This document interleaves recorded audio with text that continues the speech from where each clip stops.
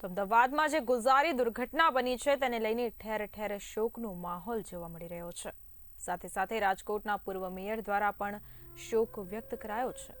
Doctor જયમન ઉપાધ્યાયે પૂર્વ મુખ્યમંત્રી વિજય રૂપાણીના સંભારણા વાગોળ્યા।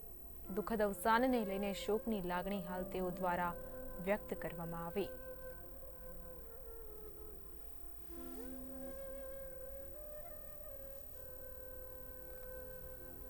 જ્યારે ટીવીમાં સમાચાર ચાલુ હતા ત્યારે જોતા હોય તો પહેલાં તો લંડનની ફ્લાઇટની વાત સાંભળી, પણ તરત જ પછી મગજમાં સ્ટ્રાઇક થઈ કે ભાઈ ઓહો, વિજયભાઈ પણ લંડન જતા હતા।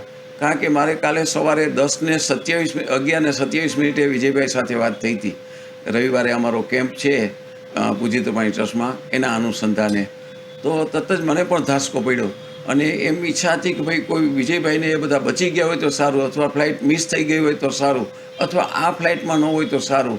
પણ જ્યારે સમાચાર મળ્યા ત્યારે ખૂબ આઘાત લાગ્યો અને એમ થયું કે ભાઈ એક ખૂબ પ્રતિષ્ઠિત વ્યક્તિ, ખૂબ સારી વ્યક્તિ, ખૂબ સેવાભાવી વ્યક્તિ, રાજકીય રીતે પણ એમણે ખૂબ કામ કર્યું છે, સામાજિક રીતે પણ બહુ કામ કર્યું છે। તો સમાજને પણ મોટી ખોટ પડી છે, રાજકીય રીતે પણ એક બહુ મોટી ખોટ પડી છે।